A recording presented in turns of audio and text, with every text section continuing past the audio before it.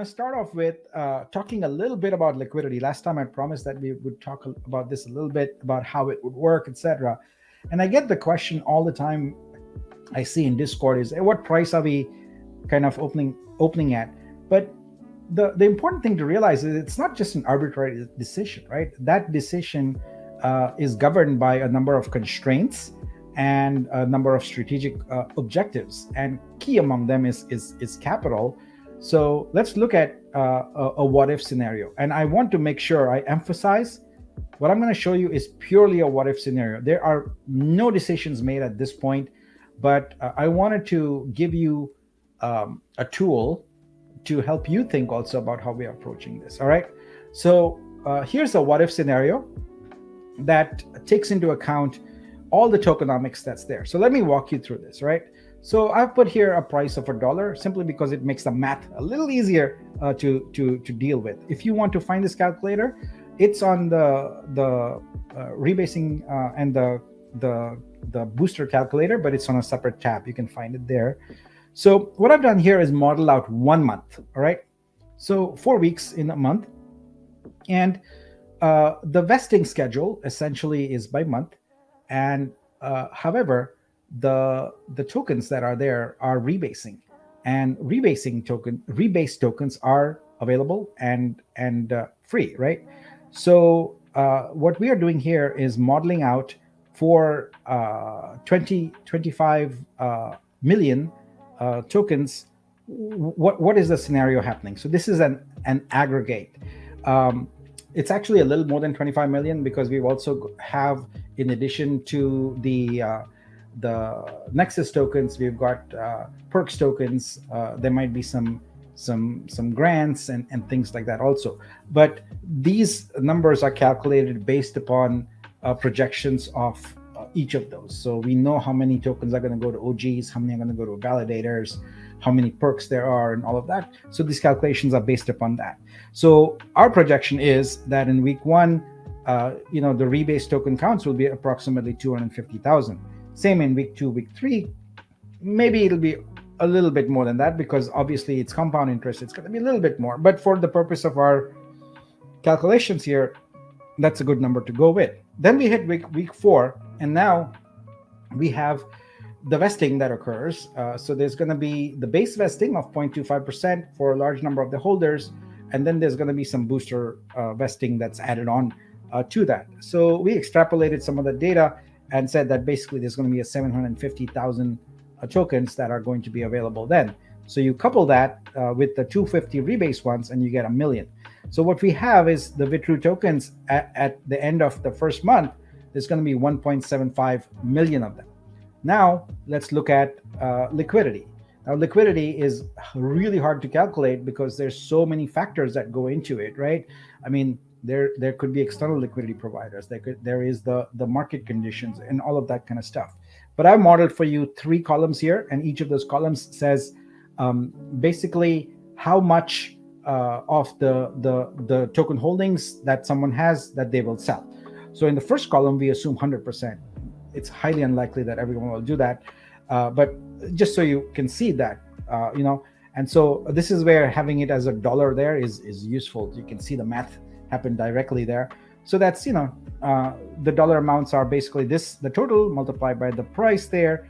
And so that would require an astonishingly large 1.75 million in liquidity for the first month alone. Drop that in half, and you can see that the numbers start becoming manageable. Drop that even further to 25%. So you say that only 25% of people will sell their holdings. Or another way to put it is that of all the holdings, 25% will be sold. And it could vary. Like some people could sell their whole thing, whatever is vested. Some people would sell only a portion, etc. And so then you come up with this number of 437,500. Now, we haven't finished the detailed modeling on Vitro, the DEX token yet, but at least for the sake of kind of estimating, I wanted to throw some numbers out there. These are not final. The whole thing here is a what if, and that's why I put a giant red banner here. Anyone who takes this as gospel is wrong. You don't. This is simply a tool to start understanding what the liquidity modeling looks like. So we set aside some model for Vitro liquidity also, and then finally we have to take into account that if there isn't a team working on all these things, right? We got to do the marketing, we got to do the creator onboarding, we got to maintain the blockchain, we got to service, we got to ensure that the servers are working, etc. And we got to keep building these dApps and get them to market. So we estimate that that'll be around, give or take, it'll be flexible, but around 250K per month. And so based upon that, you have a cash flow requirement here. You can see that's pretty high. So this here, 2.25 for the first month alone, if you were to provide 1.75 in liquidity, which is huge. And this is also not insignificant. So our goal here is to do right, is to get so many partners, so many dApps, so many creators, and so much activity happening here that by the time we start getting to exchanges, which, by the way, our first kickoff meeting internally for exchange listing discussion, which is already on the way, but starting to formalize it so that when we hit the RC2 window and we have to get the exchange listing done, we will be in good shape for that. But anyway, those discussions are underway. And what we need to do is make sure that we've planned out the capital correctly for those situations. These are all interconnected moving parts. So we got to have the booster sale. We got to get enough liquidity in. We got to get an exchange listing at a fair price. We got to figure out what the costs are going to be for the exchange fees, for some minimal market making that we want to do, and also liquidity. What exactly we're going to need to do there. So all of those factors play in here. So it's not as easy as saying that, oh, let's do $3 and it's done like that. It can't work that way. There's so much planning that has to go into it.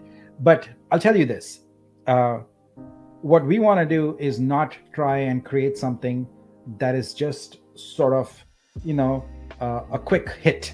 We're not looking to do that. We're trying to create something that grows in sustainable value over time. That's how I'm looking at it. That's how the team has been told we are going to look at it.